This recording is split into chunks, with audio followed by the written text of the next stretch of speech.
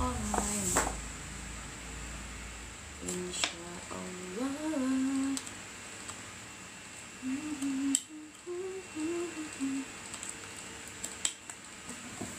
Tadi kayak muter-muter gitu coba berat nampaknya ya.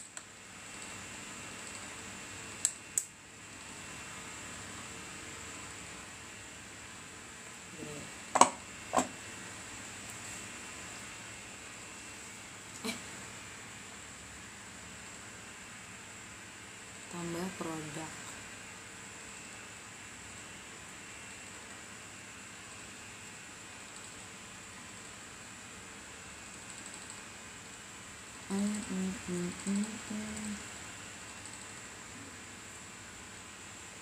Siorah, bentar pemirsa.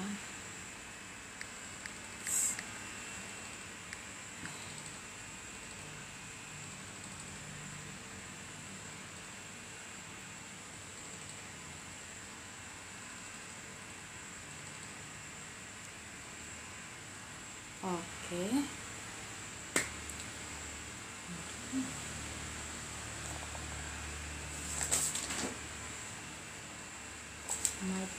Mic.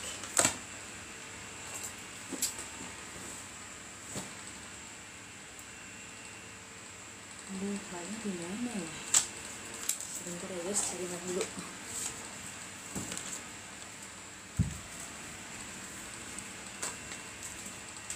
Takkan hilang cintaku ini. Pakai ini aja deh biar gak mantul suaranya. Takkan. Kenapa ya?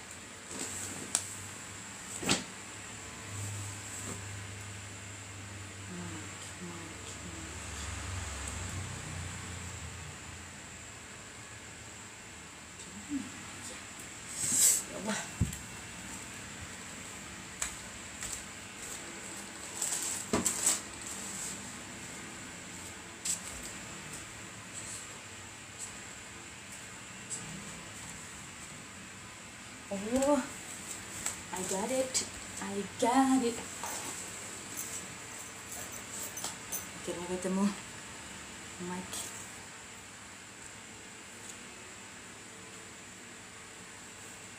Hai Nisa. Sorry ya, ini kita mau live tapi persiapannya tidak jelas ini. Pasang mic dulu biar nggak berisik. Kita mau coba test drive live dengan keranjang kuning. Ini caranya kayak gini biar supaya nggak pelanggaran. Sebenarnya saya mau cerita doang sih. Jadi kelihatan. Jadi sebenarnya ini wait. Jadi kemarin aku udah ada lihat salah satu kreator. Jadi dia itu juga selain afiliator, dia juga sering sharing lah di live-nya dia gitu. Nah terus dia bilang caranya itu sembari sharing kita bisa sematin keranjang kuning, tapi caranya biar supaya nggak kena pelanggaran adalah produknya diperlihatkan gitu. Jadi sebenarnya ini aku mau test drive gimana kira-kira kalau misalnya aku tuh live tapi sharing walaupun nggak fokus buat ini nih keranjang kuning, tapi maksudnya aku sebenarnya mau lihat ini doang sih, mau lihat traffic. Soalnya kalau misalnya nggak keranjang kuning pasti bakal direkomendasiin untuk orang-orang terdekat. Jadi sebenarnya ini mau adalah test dulu kita nih sembari sharing seputar afiliator ya. Mudah-mudahan jaringannya bagus ya teman-teman.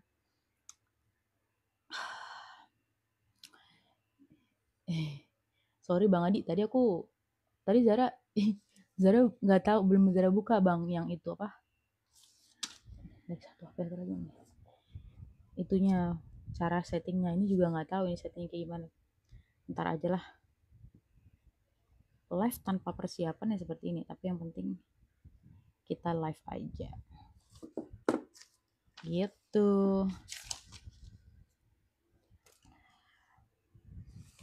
Oh.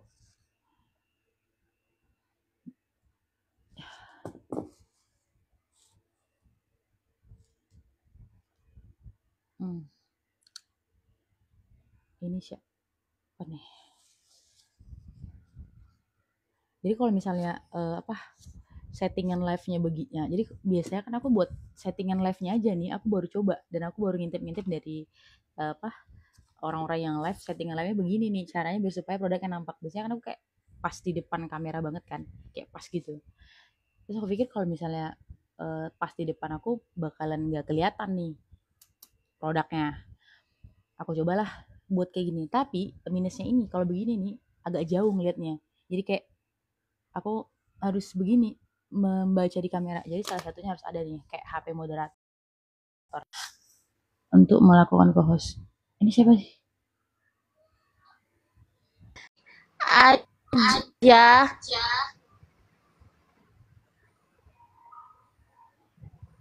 Loh, ini kok kan, bisa begini nih? ini apa lagi? Wow, gimana nih caranya nih? Aduh, nggak ngerti aku gimana cara memutuskan sambungan, tolong. Gimana nih? Oke, makasih Mbak. Tanpa diminta keluar sendiri, makasih. Nggak ngerti gimana caranya.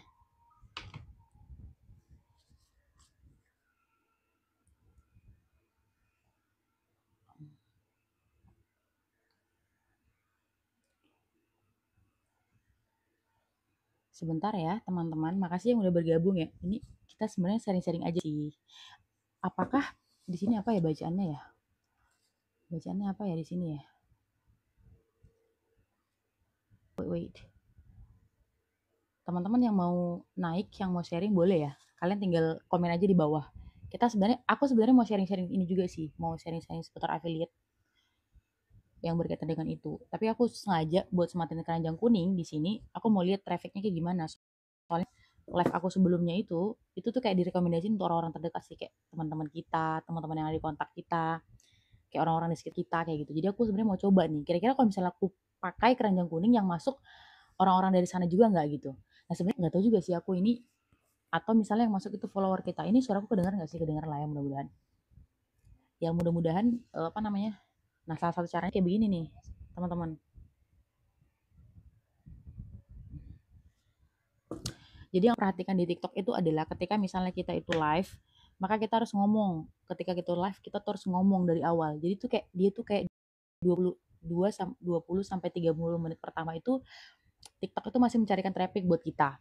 Jadi kayak kalau misalnya kita live, awal kita live kita kan biasanya mungkin masih baru-baru gitu ya, masih baru buka live kita biasanya setting kita biasanya nggak ngomong. Nah kalau kita belum ngomong biasanya dia nggak tahu tuh trafficnya mau dibuang kemana. Nah setelah kita ngomong 20 sampai 30 menit, baru kemudian TikTok tuh ngasih traffic gitu. Ya kemarin gue udah coba juga sih beberapa live yang pertama aku udah coba sih. Aku udah coba live kayak gitu. Itu aku sengaja aja aku diem dan memang gak dikasih traffic sama TikTok. Jadi kalau misalnya kayak kita tuh live itu emang langsung harus ngomong aja gitu. Walaupun ya kita nggak tahu mau ngomongnya apa gitu. Eh, aku berharapnya ini traffic yang astagfirullah, kesalahan teknis. Aku berharapnya ini yang masuk bukan dari ini ya, dari yang masuk adalah orang-orang baru gitu. Hai, banyak banget yang masuk. Jangan ngintip-ngintip dong, masuk aja. Yang mau gabung ini aja ya, terus di kolom komentar ya. Aku senang banget kalau misalnya bisa berbagi bareng teman-teman semuanya gitu. Jadi sebenarnya ini aku test drive dulu, test drive gitu caranya gimana kayak uh, waktu live, traffic live gitu. Dan ini bener-bener baru banget gitu. Ini kalau misalnya aku lihat trafficnya ini sih dari aku nggak tahu sih ini kayak kebanyakan bukan dari yang biasa. Aku live dari follower atau mungkin karena di keranjang kuning ya gitu.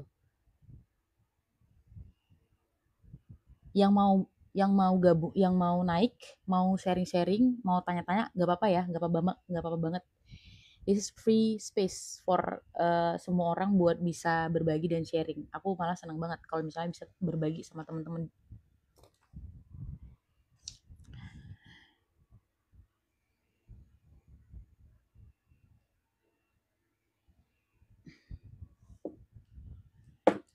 Jadi kemarin tuh tadi tuh aku ada banget gitu lewat di FYP aku unik banget gitu. Dia bilang dia salah satu cara buat live-nya itu supaya apa uh, kan salah satunya kan live itu kan untuk membantu traffic ya, membantu traffic datang ke akunnya kita gitu. Jadi salah satu di cara buat kan sebenarnya kebanyakan orang kan sharing gitu ya, sharing-sharing ilmu gitu. Biasanya sih affiliate kayak gitu kan. Nah, jadi sembari dia sharing itu mungkin dia kayak biar sekalian jualan juga bisa, ya itu mereka sharing dan saling dan pasang keranjang kuning juga. Cuman kan kita takutnya kalau misalnya kita pakai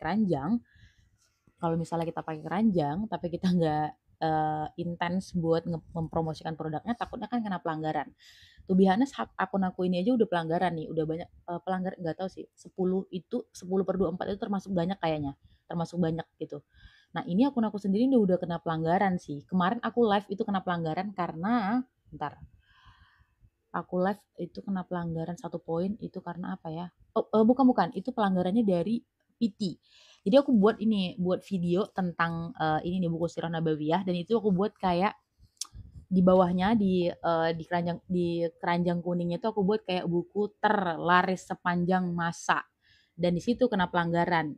Isinya adalah Anda overclaim. Jadi memang benar-benar kayak kalau yang segala sesuatu yang berkaitan dengan terlaris, ter pokoknya lah, yang ada ternya itu udah sangat sensitif sensitif sekali tuh di TikTok.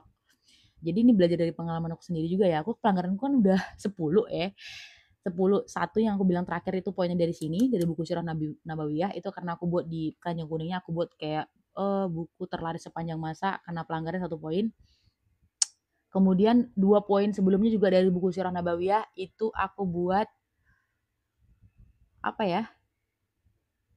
Itu termasuk dari overclaim juga, termasuk yang bagian overclaim juga, dan itu aku kena pelanggaran. Dan aku kayaknya banyak, lumayan ada beberapa yang pelanggaran terakhir tuh dari ini deh, aku buat dari Viti buku Sirah Nabawiyah. Dan aku kayaknya ingat ada terakhir kemarin pelanggaran dari live sih, kayak gitu. Dan 7 lagi itu dari 7 lagi dari buku Sirah Nabawiyah, tapi itu dari eh, suara. Jadi dia di situ deteksi kalau misalnya aku menggunakan suara atau menggunakan konten Anda tidak orisinil. Jadi di situ aku tuh buat VT. VT-nya itu berisi tentang buku Sirah Nabawiyah, terus ada ceramah ustadz gitu, aku buat di atas. Nah, itu aku kena pelanggaran gara-gara itu. Aku nggak tahu, aku ajuin banding. Itu kan sebenarnya bukan bukan yang seluruhnya tidak orisinil ya, itu orisinil, videonya video aku. Tapi di situ tuh dia tuh kena pelanggaran karena aku ada ceramah ustadznya. Jadi dia bilang di situ kalau misalnya apa videonya tidak orisinil alias mengambil video dari orang lain. Memang sih video yang ceramah ustadz itu emang udah ada tuh di video orang lain yang ditempel juga dengan ceramah itu. Aku nggak tahu. Abis itu aku ajuin banding dan itu tidak diterima. Di situ aku udah agak kapok sih untuk menggunakan kayak ceramah-ceramah ustadz gitu untuk backsound dari VT kayak gitu. Pokoknya yang paling intinya adalah ketika kita buat VT itu jangan ada kata ter alias overclaim. Dan sekarang kan emang baru ini kan, yang terbaru adalah harga, mengenai harga. Biasa kan kita emang sengaja sih kayak buat harga tuh diturun-turunin gitu. Sekarang kalau bisa sih, bukan kalau bisa, ya jangan gitu. Jangan buat harganya tuh di bawah dari harga yang sesungguhnya. Misalnya kayak 55.000 kita bilang 50.000 gitu. 49.000 kita bilang 40-an ribu, jangan. Buat aja harganya under 50 ribuan, karena itu emang bener kena sih. Aku kemarin ada kena ya, tapi VT aku yang sebelumnya banyak yang begitu. Nggak tahu sih, mudah-mudahan peraturan terbaru ini tidak. Mudah-mudahan VT yang sebelumnya tuh nggak kena pelanggaran ya, nggak masuk kena pelanggaran gitu ya teman-teman. BTW ini teman-teman dari mana semua sih?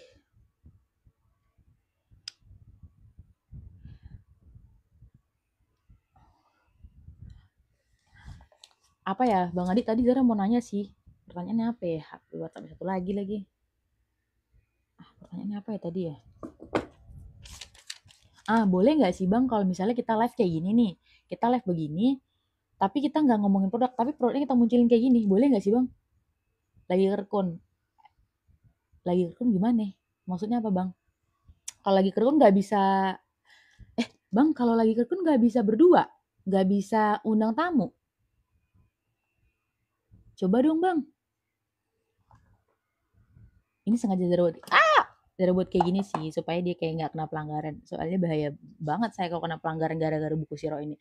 Memang tuh honest, penjualan dari akun saya tuh banyak yang dari dari buku Sirah ini. Tapi buku Sirah ini juga lah yang banyak mengantarkan pelanggaran ke akun saya sendiri gitu. Jadi agak kelihatannya mudah tapi nggak juga gitu teman-teman.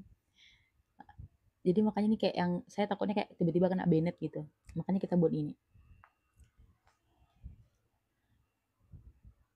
Zara belum baca semua loh bang. Tadi Zara tuh ngechat abang jam 4 ya. Jam 4-an. Dan itu habis itu Zara lari. Jadi Zara nggak sempat baca. Dan itu yang video tutorial tuh nggak Zara ini. Nggak Zara, belum Zara buka. Bang, ini BTW di gimana sih cara ngeliatnya? Bentar ya. Lihat dari HP satu lagi aja deh. Untuk yang pengaturan usia di mana sih bang? Zara udah cari. Tapi nggak ada kelihatan di pusat live itu. Emang harus diatur usianya?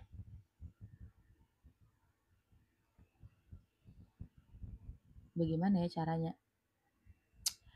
Ih bang, trafficnya banyak loh bang ini bang.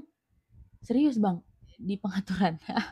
Bang ini trafficnya banyak, tapi nggak tahu ini yang di luar atau di mana ya. Ini trafficnya banyak loh. Apa mungkin karena kerkun lagi? Kerkun kali ya. Serius bang, ini beda banget dari yang kita live kemarin. Serius, kemarin kan kita live tuh kayak yang masuk yang itu aja gitu, kayak teman-teman yang lain gitu, kayak teman-teman terdekat yang udah kenal follower gitu. Ini banyak loh bang. Apa karena dia ini kali ya? Karena keranjang kuning. Jadi awal-awal dikasih traffic gitu ya. Bagaimana ini? Bentar ya, kita lihat dulu dari HP yang satu lagi. Ini kalau saya melihat begini agak agak mendongak dan agak jauh gitu. Sakit juga kepala. Kita lihat dari HP satu lagi aja.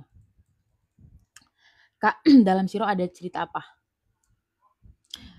Abang udah beli bukunya gak sih? Abang udah baca gak sih? Ini unik sih. Sebenarnya, to be honest, buku Sirah Nabawi ini kan lagi viral nih. Ini kan lagi trending kan di tahun sebelumnya sampai tahun 2025 ini. Sebenarnya kalau aku sendiri secara pribadi, aku udah membaca buku Sirah Nabawiyah dan ini benar-benar karangan dari ini juga sih, dari ini nih. Syekh Safiur Rahman Mubarakpuri. Dan sebenarnya setelah aku lihat perbedaannya, to be honest, aku ada 3 buku sirah. Dan buku sirahku yang lama itu cetakan lama, tapi sama aja. Pengarangnya tetap Syekh Saifur Rahman Al-Mubarakpuri, sama aja gitu. Dan buku sirah aku yang yang lama itu udah aku baca. Kayaknya tuh udah 3 kali dia aku baca. Aku habisin Ramadan kalau nggak salah. Itu udah 3 kali aku baca bukunya. Dan aku penasaran dengan buku sirah yang ini nih. Ternyata emang beda gitu. Jadi ternyata kan emang sama-sama pengarang Syekh Saifur Rahman Al-Mubarakpuri, tapi kelebihan dari buku ini tuh setelah Zara lihat itu tuh kayak kalau buku ini tuh di dalamnya itu pertama ini ya fitur yang canggih banget sih. Kalau di buku yang sebelumnya nggak ada. Fitur yang canggih banget adalah dia ini nih. Ada scan barcode-nya. Jadi ini kalau untuk orang-orang yang udah nggak sempet gitu lah ya, untuk orang yang kerja nggak sempet, ini bisa banget. Jadi kayak kita scan aja barcode-nya, abis itu dia kita bisa dengerin ceritanya, kita nggak perlu baca. Itu satu. Itu cocok banget untuk orang-orang yang sibuk tuh kerja. Jadi kita bisa putar di audio mobil, atau kita bisa putar sambil santai, atau kita bisa putar sambil menunggu menjelang waktu tidur kayak gitu. Itu sih salah satu fitur yang menarik dari buku ini. Oke, ini nih kayak ini nih. Nah di buku sebelumnya tuh nggak ada itu. Jadi kadang-kadang kita berpikir ya ngapain gitu, pengarangnya juga sama, cuman beda sampul doang. Enggak, isinya beda. Aku udah lihat sendiri. Terus selain itu, ini to be honest, ini lebih lengkap tapi lebih tipis. Gimana ya ngomongnya? Lebih lengkap tapi lebih tipis. Kalau buku yang sebelumnya itu isinya tuh 700-an. Kalau yang ini kayak cuma 600-an gitu deh. Tuh kan bener. Ini enggak sih. Ini 800-an. Nah, jadi karena ini cetakannya menggunakan buku kertas kuning, jadi buku aku yang sebelumnya itu enggak warna putih gitu. Jadi kayak yang dibawa tuh untuk dibaca lumayan berat. Ya tau lah ya, buku sirah tuh kayaknya nggak ada yang di bawah 500 halaman. Pasti semuanya di atas 500. Kertasnya kuning nggak? Iya, kertas kuning. Ini kertas kuning kayak ini loh, kayak kitab kuning. BTW Bang Adi punya Bang ya apa? Yang kertas kuning bukan? Soalnya ya, itu kan sebenarnya kayak yang buku Siro tuh kan banyak ya. Jadi yang kayak sampulnya sama tapi isinya beda. Aku rekomendasiin yang ini sih. Yang isinya kayak gini kertas kuning. Kenapa? Karena kalau misalnya dia yang kertas kuning kayak gini, itu pertama, dia tuh enggak yang antara halaman yang satunya dengan yang lain enggak nerawang. Nah, jadi kelemahan kita itu ini berdasarkan pengalaman aku ya, kelemahan kita itu ketika kita membaca buku yang udah tebel banget kayak gini, terus kalau misalnya kita membacanya itu pas di depan di atas lampu, itu dia nerawang. Nah, kenapa aku saranin dia untuk beli yang kayak gini, yang kertasnya kuning? Selain dia tuh ringan, dia nggak nerawang dari belakang. Jadi dia tipis tapi nggak nerawang gitu. Beda sama kertas yang putih. Nah, itu dia kelebihannya. Jadi pertama fiturnya ini nih, ada fitur scan barcode, jadi bisa untuk kita dengerin secara audio. Jadi kalau misalnya kita nggak sempat untuk baca, bisa dengerin secara audio. Selain itu kemudian kertasnya kuning. Dan yang lain nih, jadi kalau buku Sirah aku yang sebelumnya itu yang sama, cetakan yang sama, pengarangnya sama, dia tuh nggak ada ini nih. Di buku itu nggak ada. Nah, ini nih. Di buku ini dilengkapi dengan ini nih gambar-gambar kayak gini. Jadi gambar-gambar pendukung. Jadi kalau misalnya gitu kalau misalnya kita membaca misalnya tentang cerita perang Hondak. Di sini kita dikasih tahu tuh perang Hondak tuh petanya kayak gimana sih. Kadang-kadang gini ya. Kadang-kadang secara pengalaman ya, aku baca Sirah. Terus nanti kayak diceritain ya, misalnya pasukan Rasulullah tuh datang dari utara, kemudian pasukan musuh itu datangnya dari selatan. Kita nggak ngerti, nggak kebayang di kepala kita. Nah, dengan adanya ini, itu benar-benar tergambar sih, tervisualisasi di otak kita bentuk perangnya tuh kayak gimana, terus kayak yang datangnya pasukan Rasulullah tuh datangnya dari mana, terus kayak skema perangnya tuh kayak gimana. Jadi kayak selain kita membaca nih, contohnya selain kita membaca, kita dilengkapi dengan visual yang kayak gini, jadi kita bisa terbantu untuk mengingat lebih mudah.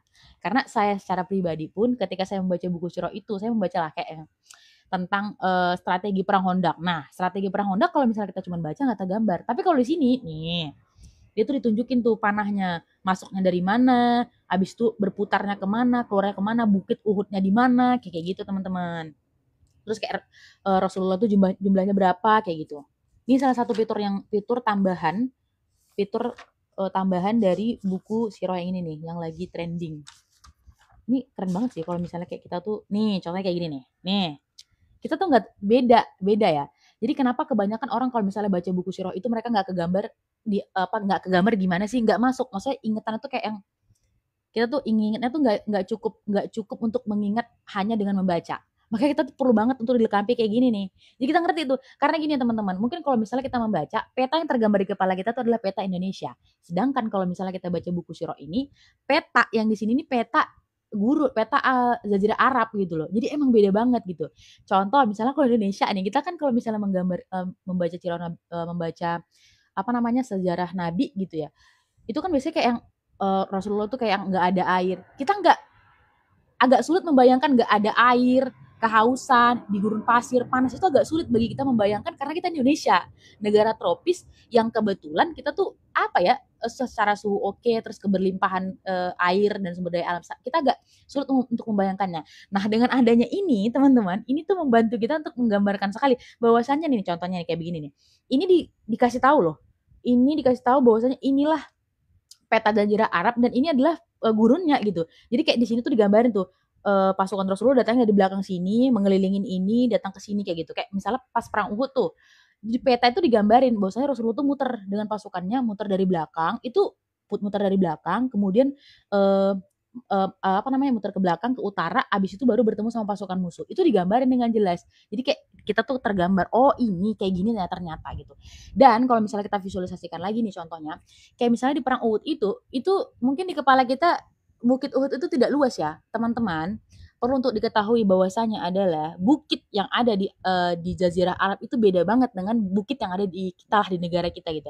Bukit-bukit di sana itu, masya Allah tabarakallah itu semuanya batu gitu. Nggak ada tuh pohon-pohon gitu. Jadi kalau kebayang nggak sih kalau misalnya Rasulullah dan pasukan itu mengelilingi bukit itu, kebayang nggak kalau misalnya Rasulullah itu mengelilingi bukit itu di bawah terik matahari itu menggunakan kuda dan itu tuh biasa di padang pasir tuh panas sekali sih, panas sekali.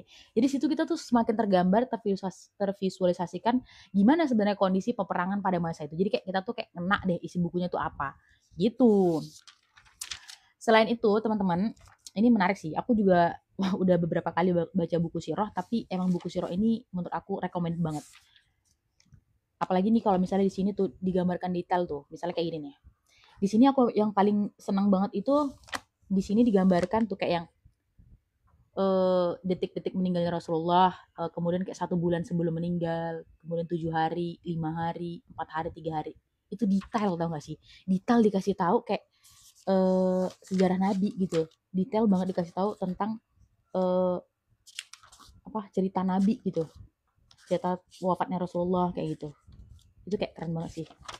Nih, contoh ya, aku kasih contoh. Di buku sirah yang sebelumnya itu, nih, itu banyak di buku sirah yang sebelumnya itu pasti ada beberapa ayat kan yang kayak gini contohnya. Beberapa ayat. Ini kalau ditulis ayat ini kalau ditulis di buku kertas kuning, kertas putih, kalau kita sudah membaca lama itu sakit.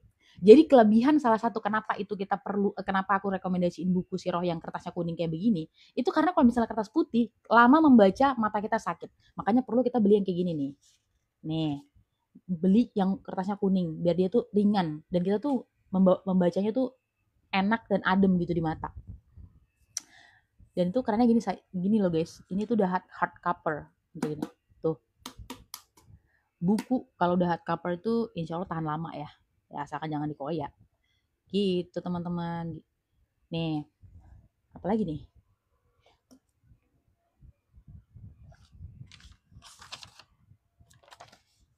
Terus yang salah satu nih, jadi di buku aku yang sebelumnya itu tuh aku di buku aku yang sebelumnya, buku sirah sebelumnya itu di pinggir-pinggirnya ini, di pinggir-pinggir bukunya tuh aku biasa membaca buku tuh ini sih, aku tulis-tulis sih. Misalnya kayak aku mendapatkan insight baru dari cerita apa dari buku yang aku baca, di sampingnya tuh aku tulis ini. Misalnya kayak hikmah, apa hikmahnya perang Uhud, kenapa pasukan Rasulullah itu bisa kalah di perang itu, kayak gitu. Kenapa pasukan lawan itu menang, apa hikmahnya yang bisa diambil, kayak gitu. Terus kayak yang kenapa bisa ada tertutup sama orang-orang munafik di sana, gitu. Itu aku tulis tuh, misalnya ibroh, aku buat ibroh sampai bukunya. Nah, di buku ini, itu tuh kerennya adalah, bentar ya, aku lupa di halaman berapa. Nah, ini nih contohnya kayak begini. Catatan kakinya seluas ini, guys, gitu. Di buku aku sebelumnya tuh nggak, catatan kakinya cuma segini doang, cuman kayak segini doang di bawahnya doang. Nah ini lihat nih, lihat kan seberapa detail buku ini menjelaskan tentang sirah Nabi itu, kayak catatan kaki tuh selebar ini guys. Kebayang kan? Jadi kayak beberapa hal yang misalnya kayak gini. Misalnya kan banyak tuh apa ya, beberapa hadis yang mungkin kita tuh nggak bisa paham kalau kita nggak mengerti situasi kondisi pada saat itu.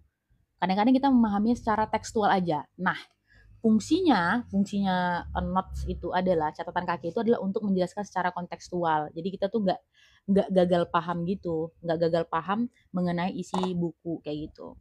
Kayak tentang hadis. Oh, ada bab tentang Bani Kunoiko nggak? Ada dong. Ada semua di buku ini lengkap. Kenapa ini jadi jatuh-jatuh ya? Ada. Bentar ya bang. Kita searching dulu.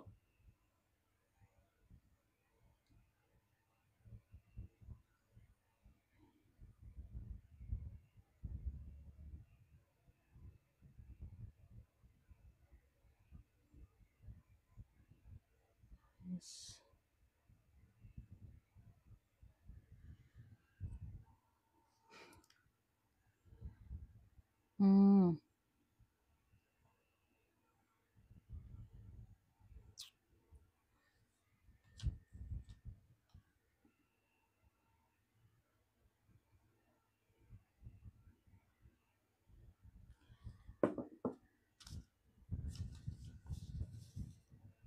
Jadi kalau misalnya menjawab pertanyaan tadi, ada cerita tentang Bani Kunaiko, ada. Itu kan Bani Kunaiko itu kan adalah salah satu dari ini kan dari salah satu dari suku atau ras bangsa Yahudi. Ya mereka itu adalah salah satu suku, katakanlah suku yang tinggal di Yastrib, yang ya mereka tuh munafik. Tapi di dalam buku Sirah kita akan mendapati cerita mereka itu, mereka adalah orang-orang yang kelihatannya beriman, tapi sebenarnya enggak, mereka munafik gitu, mereka ingin menjatuhkan Rasulullah.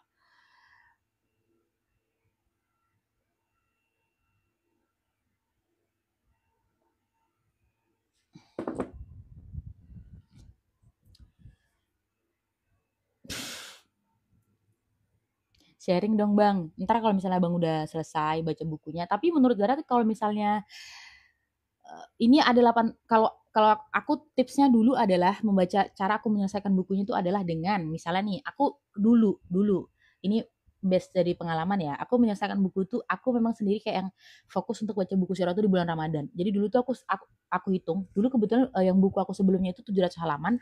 Jadi tuh aku hitung berapa halaman yang harus aku baca per hari selama bulan Ramadan biar supaya aku selesai selama bulan Ramadan itu gitu.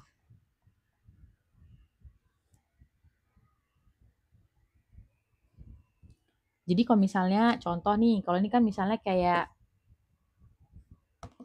kalau ini misalnya kayak yang 800 halaman kan, bentar kita kurangi dulu sama yang catatan pustakanya dah, biar lebih valid.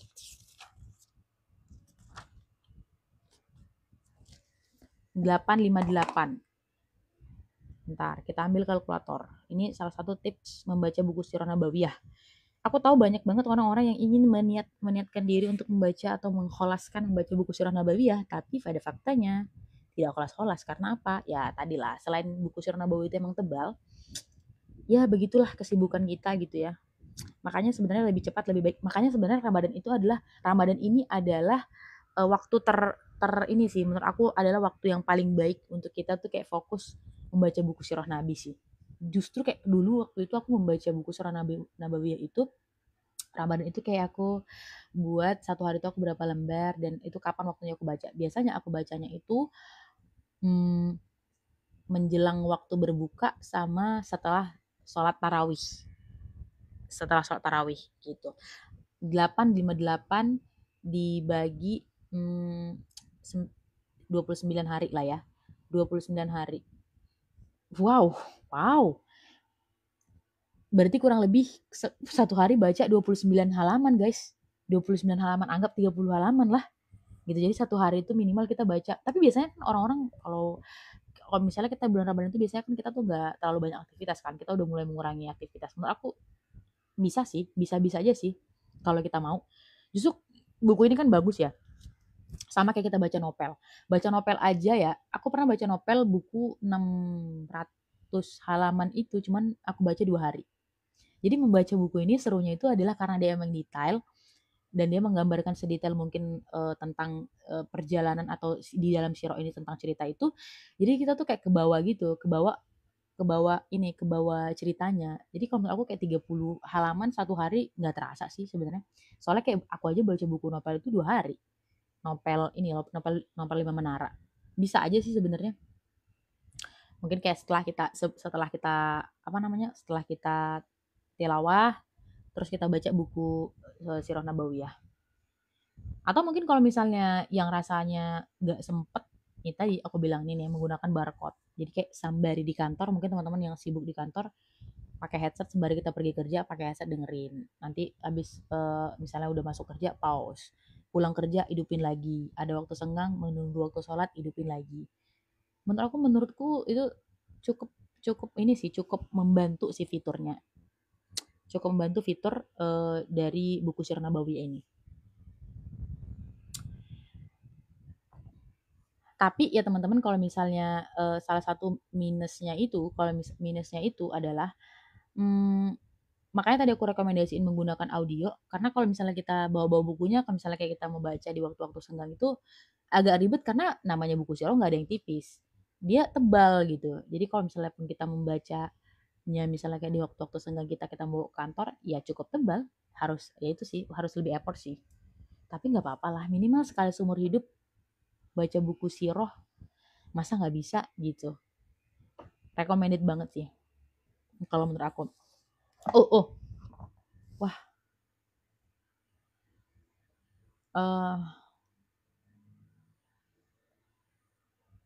oke.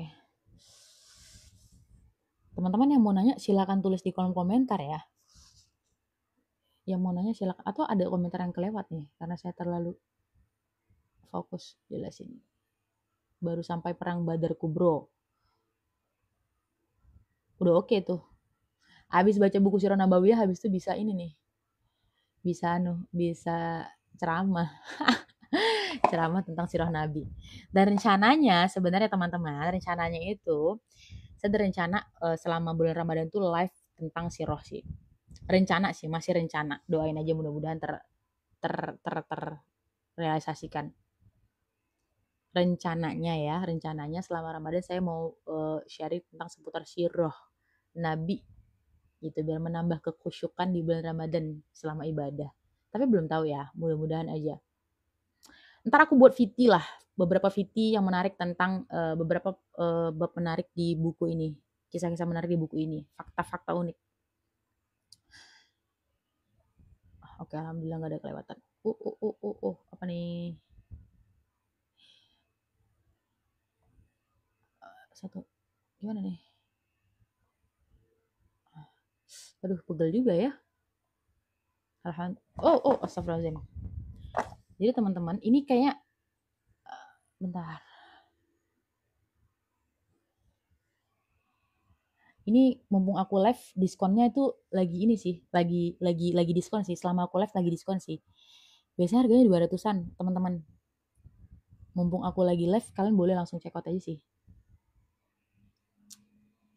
Jadi selama live itu biasanya dari TikTok itu dapat gratis ongkir, dapat apa namanya? Dapat gratis dapat diskon gitu ya, flash sale, potongan-potongan harga. Bentar, ini kenapa mati ini? Dapat potongan harga. Jadi teman-teman yang mau check out silakan check out di keranjang kiri bawah ya. Sembari kita sharing-sharing nih, Jadi ini aku teringat lah waktu itu ya. Teringat waktu itu aku pas, jadi aku kan, jadi gini. Salah satu hal yang membuat kita tuh mungkin agak sedikit sulit membayangkan tentang bagaimana sebenarnya real dari kisah Nabi itu karena mungkin kita tuh tidak hidup di Jazirah Arab. Jadi gini ya teman-teman, aku mau cerita sedikit. Jadi kan aku tuh sebenarnya udah membaca buku Sirah Nabawiyah beberapa kali gitu kan. Cerita tentang kisah Rasulullah di perang Khandaq, kemudian kelaparan, makan daun kering gitu ya. Kemudian yang perut Rasulullah tuh diganjal pakai batu gitu. Ya itu ya hanyalah kisah-kisah yang ya bisa kita bayangkan sebatas dari apa yang kita alami saat ini. Nah, tapi setelah kita mungkin kalau misalnya kita punya kesempatan ya, aku doain mudah-mudahan teman-teman yang gabung di live ini punya kesempatan untuk pergilah setidaknya menginjakkan kaki sekali seumur hidup ke Jazirah Arab biar supaya teman-teman tuh tahu gitu tergambar gimana sih kondisinya Rasulullah itu gimana sih kondisi Arab Saudi itu, gimana sih kondisi Rasulullah itu gitu sesungguhnya gitu. Jadi kayak yang aku aja waktu itu cerita sedikit ya. Waktu itu aku waktu pas aku umrah itu baru nggak kebayang di kepala aku tuh gimana kondisi Jazirah Arab itu yang sangat panas. Dan bukit yang disebutkan di dalam buku ini itu bukan bukit hijau seperti kita tinggal di Indonesia. Bukit yang di Jazirah Arab itu semuanya tuh bukitnya tuh bukit berbatu ya teman-teman. Sama sekali nggak ada pohon. Jadi aku nggak kebayang gitu ketika Rasulullah itu pulang pergi ke Gua Hiro itu tanpa alas kaki. Dan teman-teman tahu nggak sih kalau faktanya Gua Hiro tuh sangat kecil sekali gitu. Masuknya susah gitu. Dan Rasulullah itu berdiam diri atau berujilah ke sana. Itu kita nggak kebayang. Jadi gini, mungkin kenapa Rasulullah itu menjadi Rasul itu ya karena memang apa ya, ujian hidup Rasulullah itu memang beda banget dari ujian kita gitu. Kita aja mungkin kalau misalnya kita orang Indonesia disuruh tinggal di Arab Saudi agak sebulan aja, dan jangan bayangkan Arab Saudi yang sekarang ya, maksudnya jangan bayangkan Jazirah Arab yang sekarang ya. Arab Saudi sekarang ya udah full fasilitas, udah ada ini itu gitu ya. Dulu itu tanah, pasir, batuan gitu. Itu yang dihadapin sama Rasulullah gitu.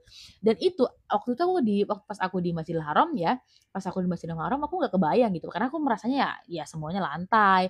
Terus kalau misalnya kita jalan menuju ke Makkah itu kan ada air, ada apa ya, ada kayak air yang dipancurkan biar supaya panas kalau misalnya siang hari pas terik-teriknya panas itu nggak terlalu panas banget gitu. Itu kebayang nggak pada masa Rasulullah tuh nggak ada yang kayak begitu gitu. Dan itu aku pas waktu itu kita lagi tur kota Mekah, itu aku membayangkannya itu aku lihat bukit-bukit batu. Dan itu aku membayangkan bagaimana Rasulullah waktu itu kayak berjalan kaki tanpa alas kaki di bukit-bukit batu atau setidaknya di gurun pasir yang panas itu. Aku nggak kebayang sih, nggak ada pohon di sana tuh, susah banget pohon. Bahkan sampai sekarang tuh susah banget pohon di sana. Bisa kebayang nggak sih gitu? Terus aku kebayang gitu ya Rasulullah cuma menggunakan unta berdagang ke negeri Syam jalan kaki.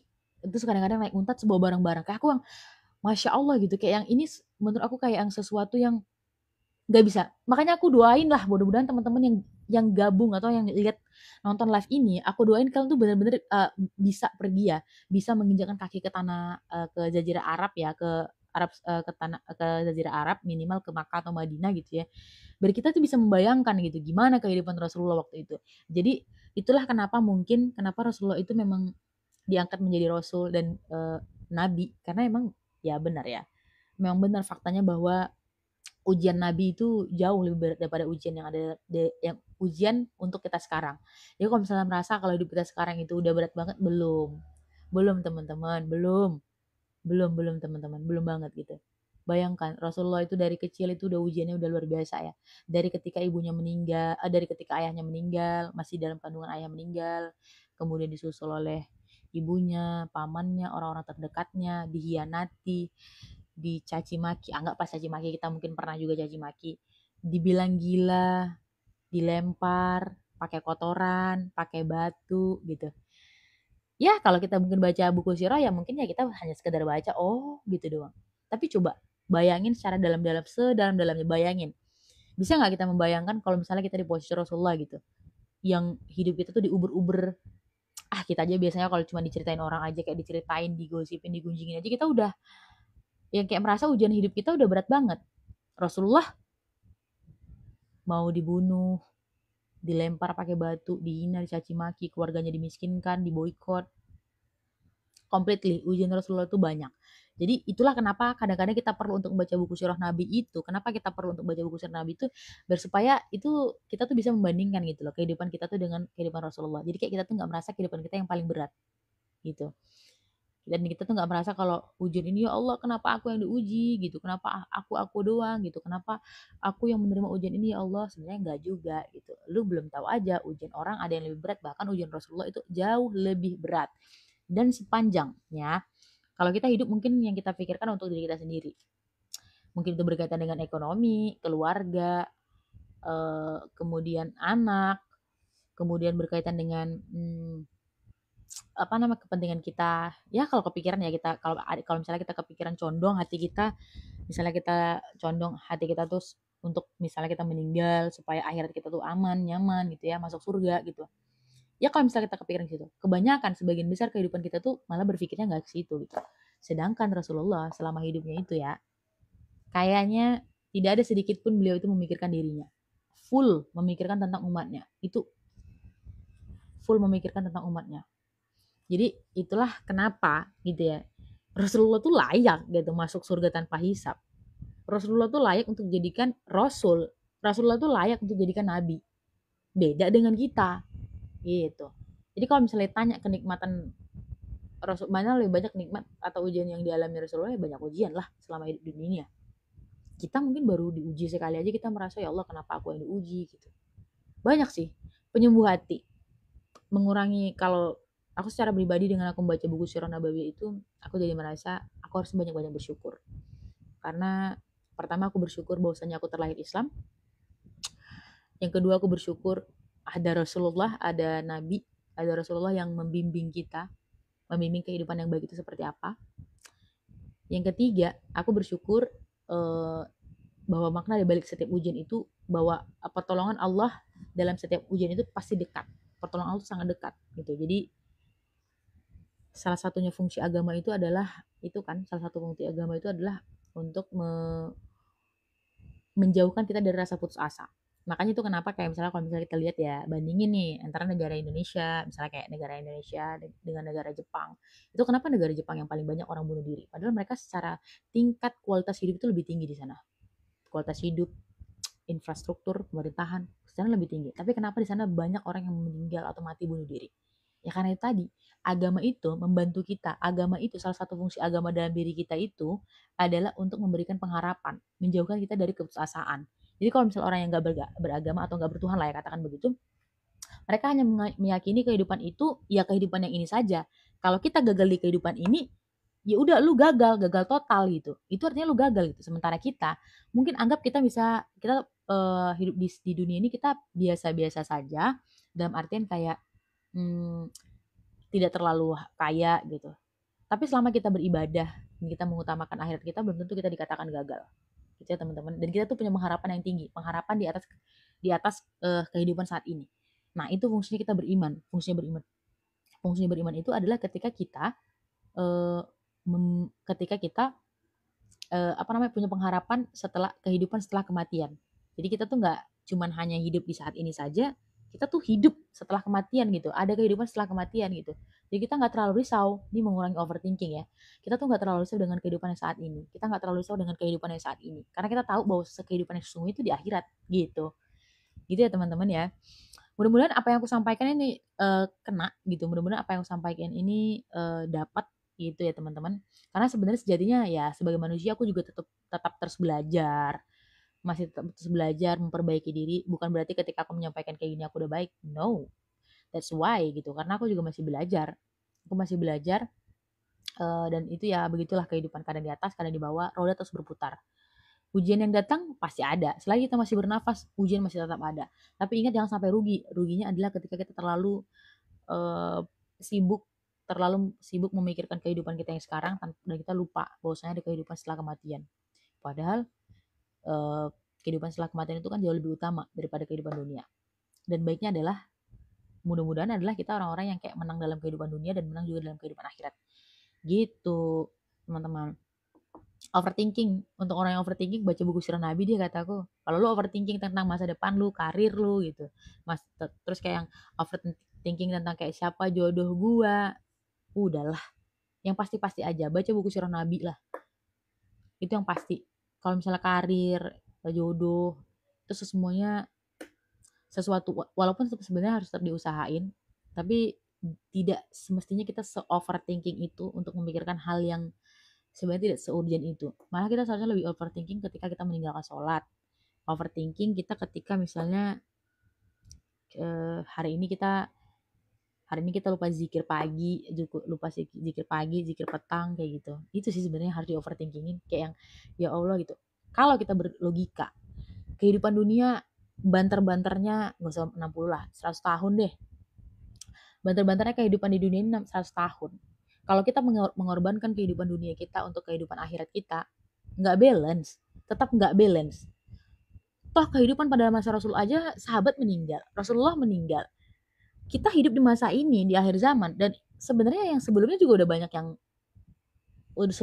sebelum kita kan juga udah banyak orang-orang terdahulu kan, dan mereka juga udah meninggal. Coba hitung uh, dari masa mereka meninggal sampai sekarang ini, itu kalau dibandingin dengan masa hidupnya mereka tuh jauh lah kalau dibandingin. Misalnya pada masa itu ya, masa 666 Masehi. Sekarang itu udah berapa ya? 1000, 2000, 2025. Itu udah berapa tahun tuh? Udah berapa ratus tahun tuh bedanya itu. Itu mereka masih di alam barzah, belum masuk ke yang namanya hari hisab, terus kayak yang penimbangan kebaikan, terus kayak belum juga yang kayak siksa kubur gitu ya teman-temannya. Jauh lah sebenarnya kalau dibandingin. Jadi kayak yang kalau misalnya kita bandingin 100 tahun kehidupan dunia dengan kehidupan akhirat, tentu tidak bisa dibandingkan. Jadi rugi kalau misalnya kita terlalu memfokuskan atau kita terlalu lalai dengan kehidupan kita yang di dunia sampai kita lupa kehidupan akhirat kita. Ini sebenarnya reminder buat saya sendiri secara pribadi. Tapi kita sharing-sharing aja gitu. To be honest, aku nggak terlalu aku nggak terlalu aku juga bukan orang yang baik, juga bukan orang yang udah baik gitu, tapi mencoba untuk lebih baik, belajar sih sambil belajar. Kadang-kadang aku berpikir sih, ketika misalnya kita menyampaikan kebaikan tapi kita sendiri belum baik, itu termasuk munafik nggak sih gitu. Kadang mungkin dengan kita menyampaikan kebaikan kayak gini tuh kita terdetek di hati kita tuh, kayak terdetek di hati aku sendiri, kayak harusnya ini sih aku udah menyampaikan kebaikan tapi aku sendiri juga belum baik gitu, harusnya lebih baik dong gitu. Bentar ya teman-teman.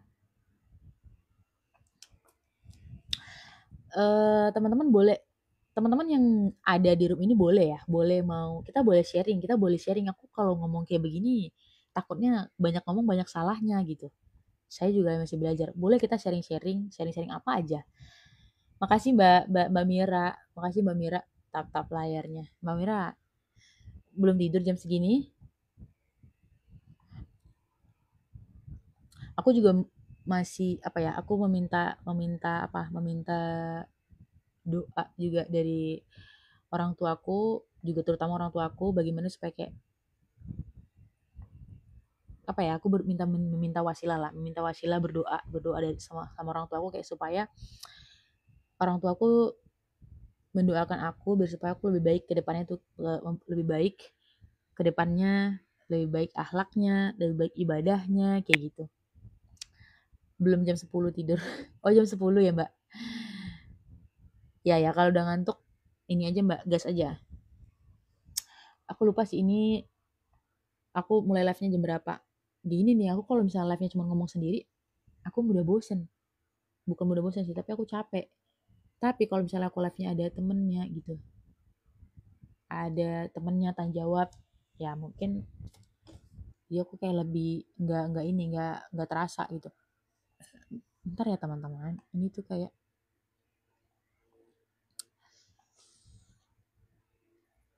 hmm, hadiah.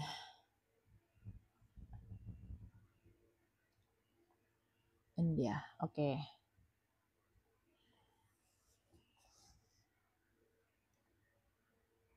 Jangan bosan jadi orang baik ya, insya Allah.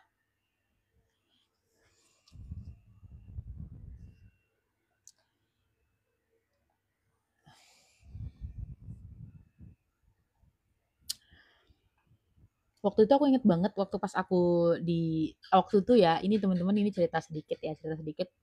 Jadi aku inget banget waktu itu aku pas aku di Masjidil Haram itu kan aku nggak hafal ya, aku nggak hafal sama sekali itu jalannya di mana, aku nggak hafal pintu gitu. Jadi aku cuma nyasar-nyasar doang lah sama teman-temanku. Jadi kan sebenarnya di samping Masjidil Haram itu, aku lupa nama pintunya itu pintu apa. Pintu itu lurus atau depan berseberangan, pintu tersebut berseberangan dengan rumah Siti Aminah, tempat kelahiran Rasulullah. Rumah Ibunda Siti Aminah, tempat kelahiran Rasulullah. Bentar aku cari dulu ya. Pintu. Pintu lurus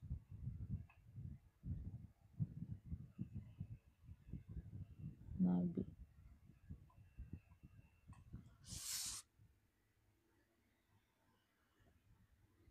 Salah sih, kok pintu lurus dengan rumah Nabi ya. Dengan rumah tempat tempat lahir Nabi. Jadi ya, teman-teman, itu tuh pintunya ditutup. Jadi dia bisanya hanya bentar. Pintunya itu pintunya itu dibuka untuk kita yang keluar ke sana, tapi nggak bisa untuk pintu masuk lagi, untuk pintu balik. Jadi kalau misalnya kita keluar dari pintu itu lurus menuju rumah Nabi, masuknya nggak bisa dari pintu itu lagi. Jadi ini aku saranin juga sih buat teman-teman yang misalnya nanti ada berniat untuk umroh dan ada kesempatan buat umroh, itu bagus banget kalau misalnya kita tuh pergi tuh ke tempat kelahiran Rasulullah. Deket kok, deket banget dari Masjidil Haram, itu deket banget. Tanya aja sama askarnya, tanya aja kayak apa ya namanya, Maulid Nabi, bilang aja kalau misalnya kita nggak pandai bahasa Arab, bilang aja Maulid Nabi, Maulid Nabi. Biasanya mereka tahu tuh kenapa bilangnya Maulid Nabi, kan Maulid Nabi itu artinya kan lahir Nabi ya. Nanti kasih kode gitu aja, pasti mereka akan tunjuk-tunjuk tuh sebelah sana gitu. Jadi sekarang rumahnya itu, nah kebetulan kemarin itu kan aku mau pas aku umroh itu udah mau deket sama jadwal haji. Jadi itu udah banyak banget renovasi. Nah, kebetulan di dekat di sepanjang seputaran Masjidil Haram itu tuh renovasi semuanya, baik di rooftop juga begitu, di sekeliling Masjidil Haram juga begitu. Nah, di dekat tempat kelahiran Rasulullah tuh juga direnovasi. Dan dulu kan sebenarnya di samping dari tempat rumah kelahiran Rasulullah itu kan ini kan muara air Jam-Jam. Dan sekarang tuh muara air Jam-Jamnya udah nggak ada. Itu udah dijadikan kayak gudang gitu. Aku nggak tahu apakah itu hanya sementara ketika proses renovasi atau nanti bakalan itu dibuka lagi gitu. Nah, tapi intinya waktu pas aku ke sana itu, pertama perpustakaan itu kita nggak bisa masuk. Jelas, orang biasa nggak bisa masuk. Yang bisa masuk ke sana itu hanya orang-orang penting, kayak duta besar, presiden gitu. Karena udah tertulis ya di situ. Kita tuh cuma bisa ngelihat dari luar, kayak kita tuh kayak ngelihat bacaan-bacaan dari luar, terus kayak kita lihat dari jendela sih, dari jendela kacanya itu buku-buku gitu. Jadi kayak minimal kita kelilingin lah. Aku kemarin tuh kelilingin gitu. Dan aku lihat lah, oh ini ya tempat Rasulullah tuh lahir di Makkah itu di situ gitu. Itu teman-teman itu ya, sharing sedikit, aku tuh nggak tahu sebenarnya tuh kenapa bisa kenapa bisa tiba-tiba sampai ke tempat itu. Jadi sebenarnya gini, waktu aku sebelum pergi, ini kalau nggak salah di buku ini juga sih. Aku sebelum pergi, aku tulis di buku ini. Ini di buku ini juga di buku yang sama, aku lupa halaman berapa ya. Soalnya aku nulis itu kebalik ini, aku nulis kebalik di sini, kebalik sini, aku bingung dia tuh di mana gitu. Jadi sebelum aku pergi umroh itu aku tulis, aku mau ke tempat apa gitu. Ibarat itu kayak niat lah gitu. Jadi salah satu yang aku tulis itu adalah aku pengen ke itu tadi tempat lahir Rasulullah itu. Pas aku ke sana, aku nggak tahu ya, tentu aku nggak tahu itu apa posisinya tuh kayak gimana, peta Masjidil Haram itu kayak gimana gitu. Apalagi kalau di sana ramai orang kan, pintunya juga banyak gitu. Dan itu kayak apa ya? Aku nggak tahu sih, tiba-tiba aja kayak kita tuh nyasar nyasar nyasar nyasar nyasar, tiba-tiba sampai di rumah tempat lahir Rasulullah tuh. Aku nggak tahu apakah itu eh, wasilah, bukan wasilah ya, kayak keberkahan dari apa namanya, Haramain, dua tanah suci termasuk Mekah dan Madinah gitu. Aku nggak tahu, tapi to be honest banyak banget hal-hal yang di luar dari nalar yang terjadi di sana. Contohnya kayak misalnya aku tuh pengen banget ke bukan juga rooftop, tapi ke lantai 2 yang itu dia tuh yang itu view-nya tuh pas Ka'bah gitu. Jadi kan kalau misalnya kita masuk itu kan kita turun ya ke bawah, terus kita masuk ke pelataran yang paling bawah. Nah itu aku pengen banget gitu, cuman itu nggak aku tulis sih, cuman aku kayak terniat gitu di hati karena lihat-lihat di FYP orang gitu kan, aku lihat-lihat di FYP orang kayak wah pemandangannya kayak kita tuh sejajar gitu dengan Ka'bah, jadi kayak kita di atas terus Ka'bahnya pas di depan gitu. Jadi kayak aku cuma terniat doang kayak ini aku pengen banget deh ngelihat itu Ka'bah itu eh, dari atas gitu. Terus kayak kelihatan dari Ka'bah itu, kalau misalnya dari bawah kan gak kelihatan tuh atasnya. Nah kalau misalnya kita di atas kelihatan tuh Ka'bah bentuk atasnya seperti apa gitu. Dan itu kelihatan tuh orang-orang yang berputar tuh kayak kecil gitu. Pokoknya kelihatan dari atas, pokoknya jelas banget lah kayak gitu. Itu aku cuma terniat doang kayak gitu. Dan itu secara magic ya tuh. Pokoknya secara tidak sengaja tiba-tiba aja melipir kita tuh kesasar, kayak terbawa-bawa arus, kan di sana ramai ya gitu, kayak terbawa-bawa arus, tiba-tiba aja sampai aku tuh sampai kayak di depan apa, tiba-tiba aku sampai di depan Ka'bah gitu. Terus aku yang langsung kaget kan, waktu itu aku ngeplok juga sih, waktu itu aku ngeplok kan, kayak nggak sadar tiba-tiba aku bilang kayak, aku sama teman satu kloter, Kak, aku bilang, kita ini luar biasa banget loh. Aku bener-bener mau menginginkan ini loh sebelumnya. Kayak aku terniat gitu. Kayak aku terniat mau lihat Ka'bah ini. Aku bilang, aku pengen lihat Ka'bah dari atas pemandangannya orang yang lagi tawaf. Aku bilang kayak gitu.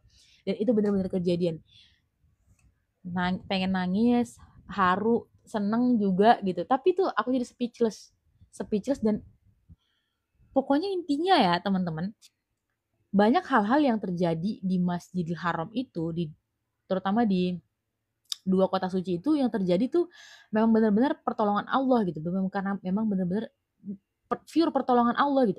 Semua pertolongan Allah ya. Kayak yang emang kayak di sana tuh pertolongan Allah sangat dekat sekali, sangat dekat sekali. Itulah kenapa ketika kita misalnya di dua kota suci itu emang apa ya? Kalau sebisa mungkin ini notes buat orang-orang yang mungkin belum belum berangkat ke sana atau mungkin nanti ada niat ke sana, ini harus benar-benar dicatat secatat-catatnya. Jangan pernah berkata hal yang buruk. Satu, jangan pernah berprasangka buruk. Dua, saya ulangi, jangan pernah berkata buruk atau berkata negatif. Pertama, yang kedua, jangan pernah berprasangka buruk. Contohnya kayak gimana tuh berkata buruk? Misalnya nih contohnya, di sana tuh kan ramai. Ramai itu pasti kita tuh secara tidak langsung adalah ketidaksengajaan, kesenggol lah, kepijak lah, sendal hilang lah, kebawa, salah pakai, bla bla bla. Jangan ada tuh kayak kita tuh kayak yang kalau misalnya kita contoh nih kita kesenggol orang sih, kayak jangan kayak yang ada mengumpat di hati gitu, kayak apaan sih gitu, mengumpat aja nggak boleh, apalagi marah, apalagi sampai yang kayak mencaci maki gitu, nggak boleh. Sebenarnya nggak ada hukum sih nggak boleh, cuman itu kalau bisa selama di sana tuh ditahan. Karena ya ini aku nggak juga bercerita berdasarkan pada fakta, bercerita berdasarkan pada eh, teori yang sudah terukur, tapi ini aku berdasarkan pada fakta dan pengalaman lah ya gitu. Jadi selama di sana tuh aku emang belajar untuk ya pertama ya tadi untuk tidak berkata buruk, tidak marah, tidak juga mengumpat kayak gitu. Dan menurut aku ya gitu, pertolongan Allah sangat dekat gitu. Contohnya salah satunya kayak ketika aku mau masuk Hijr Ismail. Masuk Hijr Ismail itu bukan suatu kemustahilan, tapi apakah itu sulit, apakah itu susah, apakah itu tidak mudah? Iya. Karena ketika kita mau masuk Hijr Ismail itu penuh dengan perjuangan. Tapi ketika misalnya kita tuh mendapatkan pertolongan Allah, mudah. Gak ada yang mustahil. Kalau kita pikir secara logika, itu sangat sulit sekali. Waktu itu aja berput masuk itu mau orang tuh masuk Hijr Ismail seluruh dunia. Orang yang berumroh ke sana semua pengen masuk Hijr Ismail. Dan kita adalah salah satu di antara rombongan yang pengen masuk ke Hijr Ismail. Itu ya. Kebayang nggak? Kebayang nggak kalau kita itu beradu dengan orang yang banyak itu? Coba dibayangin. Kebayang nggak? Kita aja beradu sama satu RT udah kagak sanggup. Apalagi beradu sama orang-orang di seluruh dunia. Beradu sama satu RT nggak sanggup. Dari sama satu provinsi nggak sanggup. Beradu sama satu negara kita nggak sanggup. Bayangin kita beradu sama orang-orang di seluruh dunia. Dan itu misalnya kalau misalnya bisa dibilang suatu itu pertolongan Allah ya emang pertolongan Allah sih. Karena ya to be honest ya itu nggak nafas. Kita tuh kayak nggak nafas gitu loh. Kalau misalnya kita empet-empetan itu kayak ramai terus kayak apa ya beradu lah intinya kayak gitu di keramaian itu untuk masuk Hijr Ismail ya kalau bukan karena pertolongan Allah apalagi contohnya misalnya waktu itu ya itu biasa mamaku tuh kan aku berangkat sama mamaku tuh uh, ke, kebetulan mamaku tuh pendek lah ya pendek kecil gitu jadi salah satu ketidakberuntungan orang-orang yang pendek di sana itu adalah kita tuh apa ya kayak kita tuh bakalan ke tenggelam lah di antara orang-orang gitu karena ya to be honest orang-orang Indonesia itu di sana itu kecil-kecil. Nah mamaku ini udahlah Indonesia itu kecil, mamaku ini termasuk yang mini juga gitu. Jadi menurut aku mamaku bisa masuk ke masuk ke Hijr Ismail itu juga merupakan suatu mukjizat nggak tuh? Itu merupakan suatu pertolongan Allah gitu. Karena menurut aku nggak mungkin gitu. Mamaku tuh pendek. Kalau aku anggap aku masih muda dan aku juga nggak terlalu pendek-pendek banget. Walaupun dibandingin orang luar negeri kita tetap pendek ya. Aku masih muda lah. Anggap aku masih bisa nyelip-nyelip lah kayak gitu. Aku masih punya tenaga. Mamaku tuh nggak sama sekali dan beliau itu kebetulan kakinya sakit gitu. Aku aja sampai ragu apakah beliau ini bisa masuk ke Hijr Ismail atau enggak. Aku tuh ragunya adalah ketika misalnya aku bawa mamaku masuk ke dalam, tiba-tiba lautan manusia itu saling berdesak-desakan aku nggak bisa ini apa aku nggak bisa nyelamatin mamaku gitu ini bahasanya terlalu berat ya intinya begitu teman-teman aku aja waktu pas di Hijri Ismail tuh aku nangis loh karena mamaku tuh hampir kecepit gitu aku takut mamaku kecepit keinjek-injek memang ya intinya ada ya karena kan emang ya keinjek-injek itu emang ada gitu itu fakta gitu aku takut gitu apalagi mamaku kondisi kakinya kan sakit gitu maksudnya kakinya tuh eh, apa namanya kakinya tuh sakit lah intinya kayak begitu jadi kayak aku aja ragu gitu jadi tuh aku berusaha untuk kayak ngelindungi mamaku biar supaya mamaku tuh kayak nggak terimpit orang-orang yang tinggi-tinggi walaupun sebenarnya orang-orang ya ini catatan ya orang-orang tuh sana nggak jahat teman-teman nggak jahat hanya saja itu ada faktor ketidaksengajaan namanya juga ramai kesenggol biasa keinjek kaki biasa terhimpit-himpit di keramaian biasa semua orang pengen masuk surga semua orang pengen masuk surga semua orang pengen baik dan semua orang pengen eh, apa namanya pengen melakukan kebaikan semua orang pengen sholat di depan Ka'bah semua orang pengen masuk Hijri Ismail semua orang pengen doanya dikabulkan ketika masuk masuk ke Hijri Ismail wajar lah gitu dan kenapa orang berimpit-impit gitu ya wajar gitu jadi karena berdasarkan pada faktor psikologi itu kita sebenarnya harusnya memaklumi dalam hati gitu hal tersebut tapi tadi perlunya kayak yang aku bilang tadi perlu untuk kita juga memasang strategi gitu kayak aku tadi bilang ya jadi aku tuh udah empat-empatan sama aku mau masuk ke Hijri Ismail itu tuh rame banget jadi itu kita udah pas di pinggir itu pas di pintu lah ya kalau Hijri Ismail itu kan eh, bentuknya oval misalnya gini ya gimana ya cara gambarinnya ya gini gini misalnya ini Ka'bah ini petak gitu ya ini Ka'bah kita matiin dulu misalnya ini Ka'bah bentuknya begini ini aja deh Ka'bah bentuknya begini segi 4 gitu ya jadi bentuk Hijri Ismail tuh kayak gini melengkung gini lah melengkung kayak begini gini, melengkung kayak begini. Jadi di antara sisi yang sebelah sini sama sisi yang sebelah sini itu ada pintu, ya. Ada pintu. Jadi kalau misalnya kita masuknya dari sini, bisa keluar dari sini. Kalau kita masuknya dari sini, keluar dari sini. Kayak gitu dianya.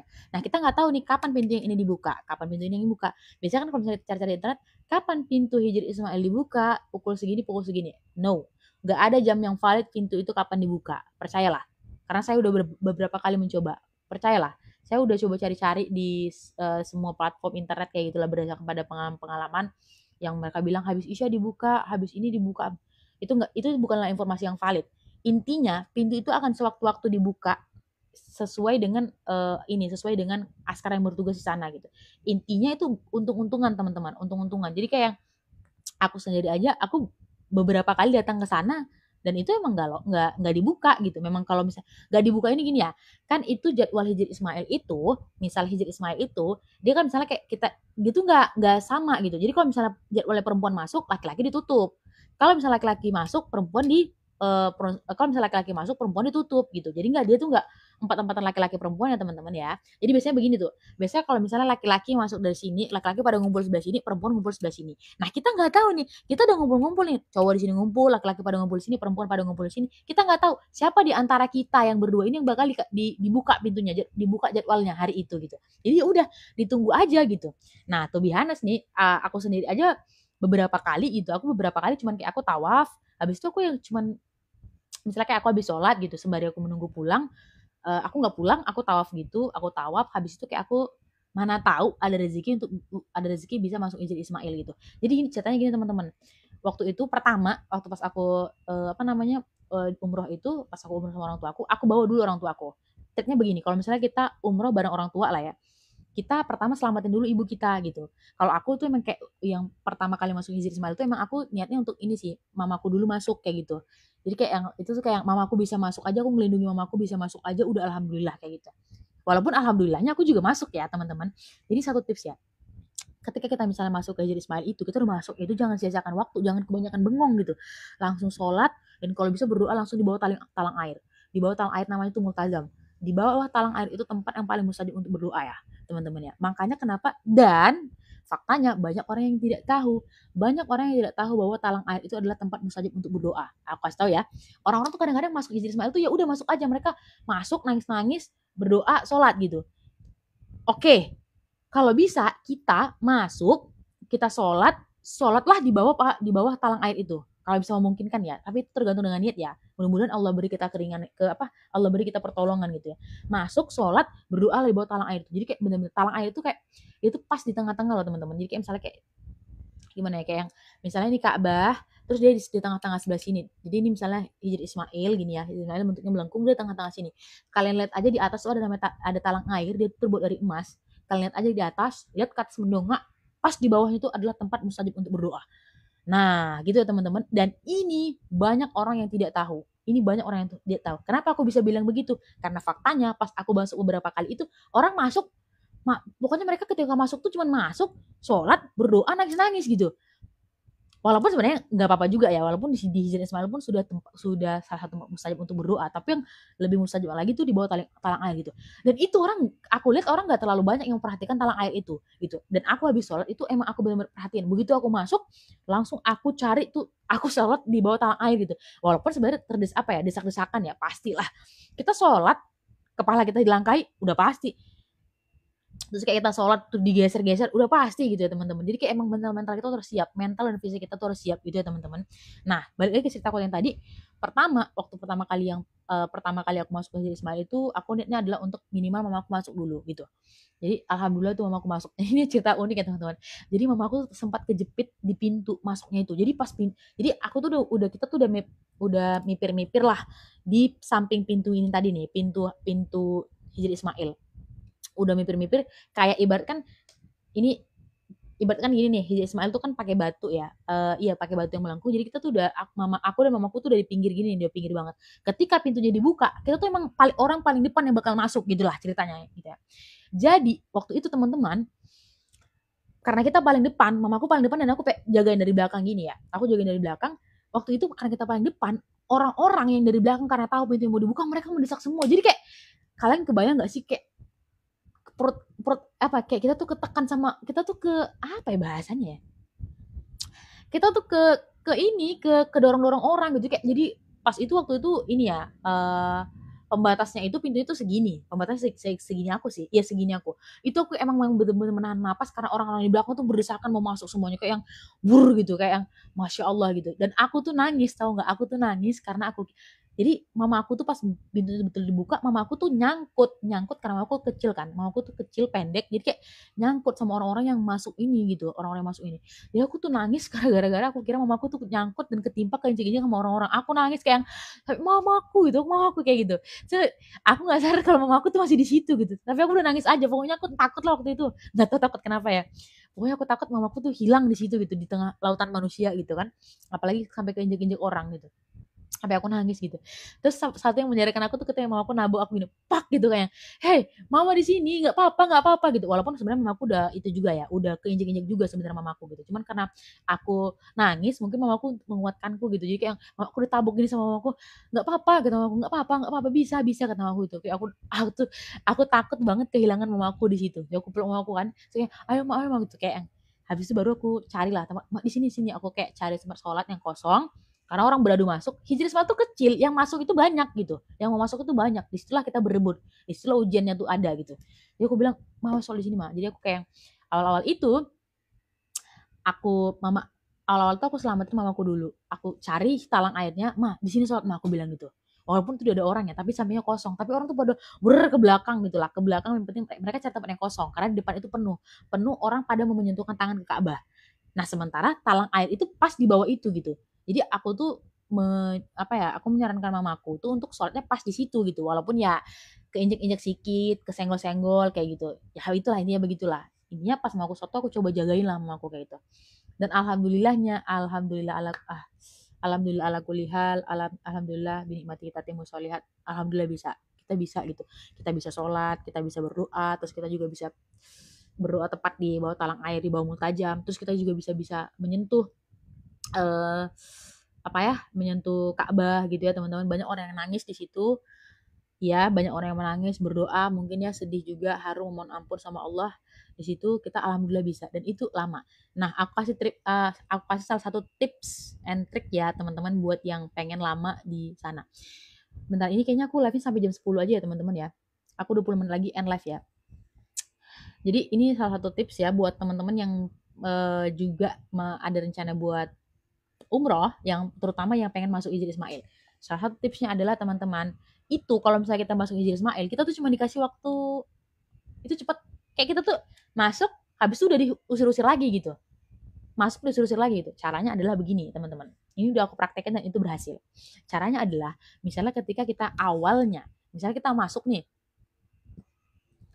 bentar, misalnya kita masuk ke Hijr Ismail gitu ya awalnya kita masuk sholat di depan contoh nih ya gimana caranya awalnya kita masuk sholatnya di depan anggaplah ini Hijr Ismail ya awalnya kita sholatnya di depan nanti pas diusir pindah ke belakang nanti diusir lagi pindah ke samping jadi kita sholat itu kadang-kadang ya teman-teman tuh bihanes ya orang-orang mungkin yang mereka kurang membuat strategi lah ya tapi ini atas izin Allah juga ya mereka itu kayak sholat 2 rakaat itu nggak sampai karena sholat 2 rakaat itu kita sholat pun tetap diusir teman-teman gitu kan sholat 2 rakaat itu mereka nggak sampai udah langsung diusir aja gitu jadi triknya kayak gitu ya misalnya kita sholat di sini selesai sholat 2 rakaat di sini nanti diusir yala gitu kan diusir pindah ke belakang habis itu diusir lagi pindah ke samping nah itu tips yang pertama pindah tempat gitu jadi dia sebenarnya kenapa kita diusir bukan karena mereka jahat bukan ya biar supaya orang yang lama itu berganti dengan orang yang baru jadi semua orang itu punya kesempatan yang sama gitu nah salah satu tipsnya adalah biar supaya kita itu bisa sholat berlama-lama di sana bisa doa berlama-lama di sana minta ampun meminta hajat kita di sana itu tadi aku bilang adalah kalian dengan cara pindah-pindah sholatnya, pindah-pindah doanya kayak gitu. Boleh nggak kalau misalnya kita sholatnya itu pindah tempat? Boleh lah. Ya kan sholat nih Allah Akbar. Sholatnya nggak usah pakai sujud, nggak bisa sujud di sana. Sana tuh sempit banget, nggak usah pakai sujud. Sholat berdiri aja. Kalau misalnya kita sholat berdiri terus nanti kita digeser, diusir-usir, ya udah kita pindah aja. Nggak usah dibatalin sholatnya, geser aja. Geser aja. Itu salah satu tipsnya ya teman-teman. Yang kedua, kalau masuk hijr Ismail, usahakan jangan pakai pakaian yang terlalu mencolok. Salah satunya adalah pakai pakaian ini, pakai pakaian biasanya kan kita travel umroh ya. Biasanya mereka yang masuk itu tuh kalau misalnya kita masuk berbarengan sama travel umroh itu bakal cepat banget diusir karena baju kita tuh kan sama ya. Baju kita tuh kan pakai biasanya dari travel, misalnya pasti warnanya tuh yang mencolok-colok tuh kayak warna warna oranye, warna kuning gitu. Itu kalau bisa tuh baju kita tuh yang nggak mencolok, jadi nggak samaan sama orang, jadi nggak kelihatan tuh kita. Kita tuh kalau mencolok tuh askar tuh mereka bakal kelihatan kalau baju kita sama nih sama sama rombongan kita, terus mereka rasa kita udah lama, udah cukup sholat, mereka bakal usir. Semua yang pakai baju itu pasti bakal diusir gitu.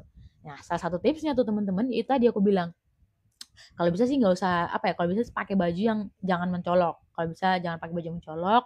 Yang kedua bajunya itu ya kalau bisa nggak usah samaan. Itu terjadi sama aku sendiri ya. Ini mungkin karena aku agak ngeyel kali ya.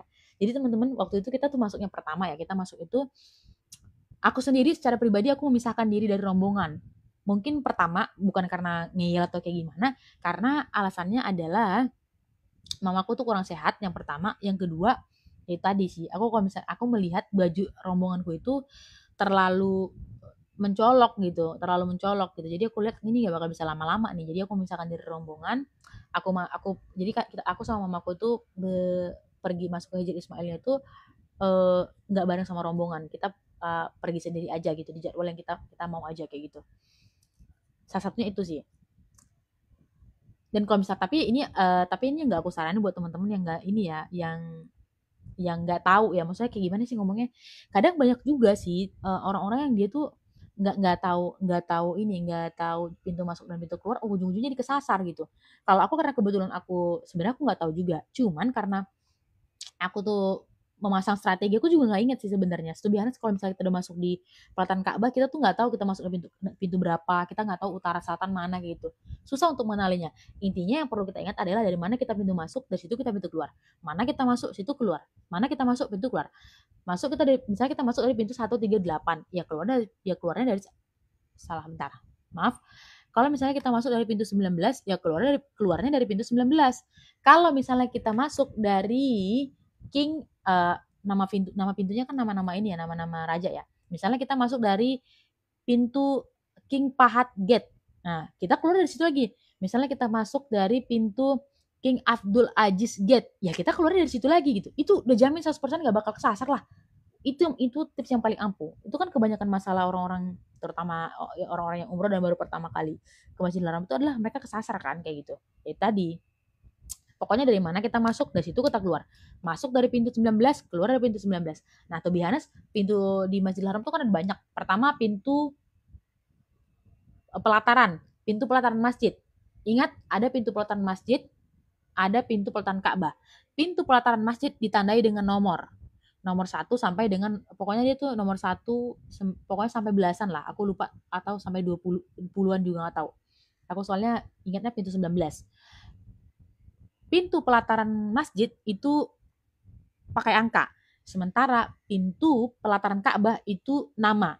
Nah, pintu pelataran pelataran Ka'bah itu ya biasanya nomor 1 sampai nomor seterusnya lah, 1 2 3 4 5 19 20 kayak gitu ya. Sedangkan pintu pelataran masjid ya pintu pelataran Ka'bah itu nama. Biasanya kayak yang King Abdul Aziz Gate, King Pahat Gate, King bla bla gate gitu. Jadi gate itu artinya kan pintu dalam bahasa Inggris gitu ya. Jadi ingat aja, kita masuk dari pintu pelataran masjid nomor 19. Pas kita mau masuk ke pintu pelataran Ka'bah, namanya King Abdul Aziz. Ya udah, berarti King Abdul Aziz, King Abdul Aziz nomor 19. Udah ingat aja.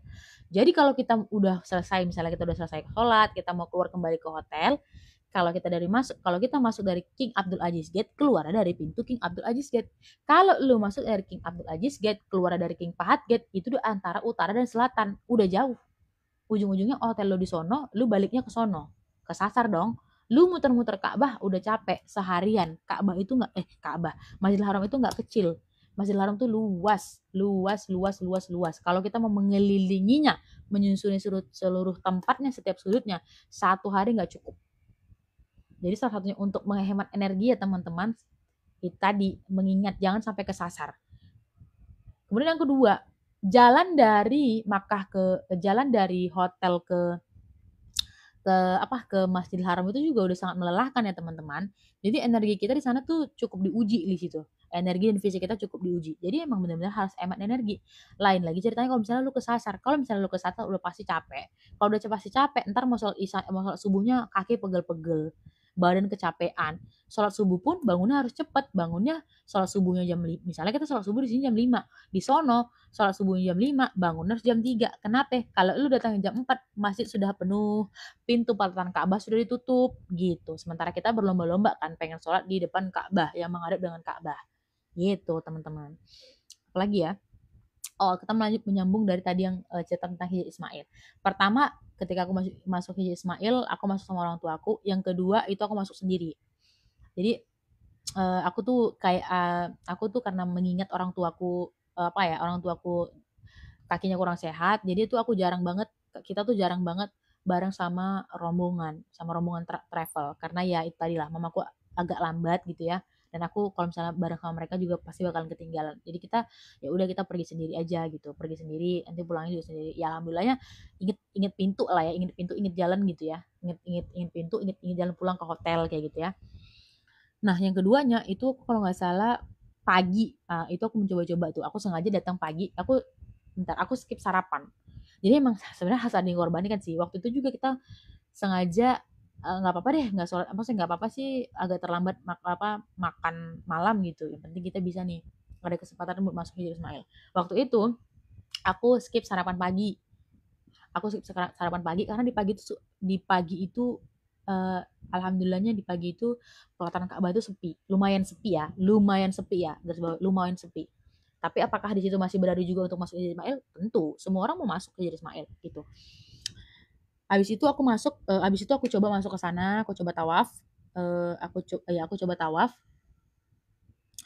Eh, Intinya habis habis habis ini ya, habis subuh, bukan subuh, habis subuh menjelang duha itu sepi.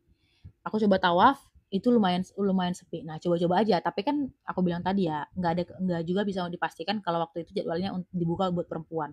Karena kadang-kadang kita udah nunggu lama pun, udah nunggu berjam-jam pun, masih nunggu berjam-jam pun dibukanya untuk laki-laki gitu. Jadi kadang-kadang ya pengorbanannya itu adalah kayak kita tuh kayak berdiri berjam-jam, tahan gak sih berdiri berjam-jam gitu. Kayak kita tuh berdiri berjam-jam buat masuk, kita nungguin tiba-tiba jong. Kayak tiba-tiba kayak kita tuh ya nggak dibuka jadwalnya gitu. Intinya banyak-banyak berdoa sih sama banyak-banyak berusaha sih.